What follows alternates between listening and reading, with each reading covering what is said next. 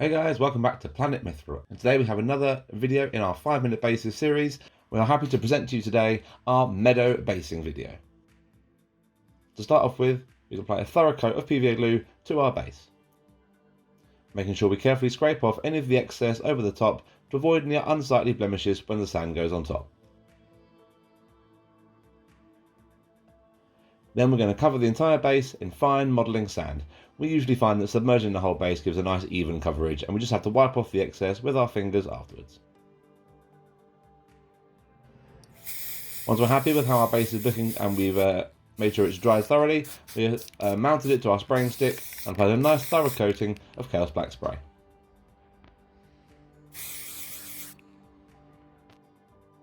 Now we're going to start painting our base first off this time round, and to start off with we're going to apply a really thorough dry brush of drier bark.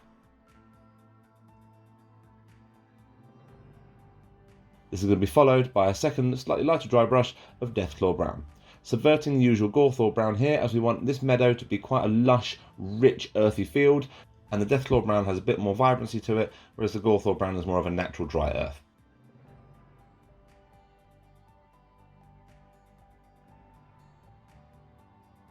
And as always, of course you guessed it, we're going to finish off with a final really light dry brush of Pallid Witch Flesh over the top, just to finish the dry brushing for our meadow base here.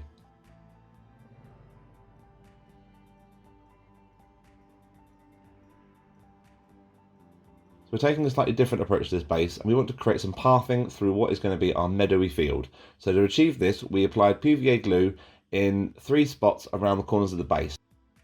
Now you can put this PVA anywhere on the base you want, but just make sure you've got a nice pathing that goes ideally from one side of the base through to the other, which doesn't have any PVA on.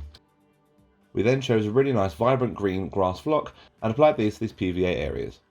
We had to apply this a couple of times to make sure we got a nice thorough coating across all the PVA and didn't end up with any gaps in the grass areas. So we want this field to be really lush and really vibrant. Of course, once dry, making sure we knock off the excess and make sure that our initial pathing through the field is nice and clear of any grass flock. Now for the fun bit. We opted for Army Painter Battlefield's Meadow Flowers, and these are basically little grass tufts with little flower decorations on the very tips.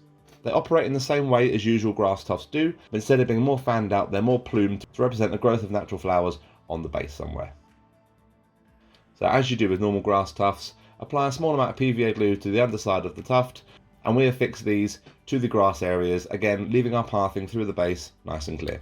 These come in a variety of colours from different manufacturers. There's all sorts of varieties out there, so have fun experimenting with different colours and different ways of creating some nice flowers on your meadow base. Once it was dry, we then manoeuvred any of the fanned out flowers back into a nice plume with a modelling tool or file, just to rectify any of the flowers that would have got bent out of shape from the initial fixing to the base.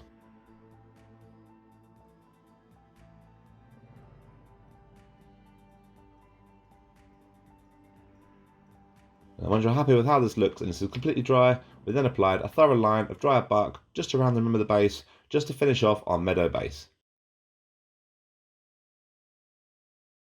And there we have it, less than 5 minutes and a beautiful summery meadow base just waiting for your miniature to be applied before they march off into battle.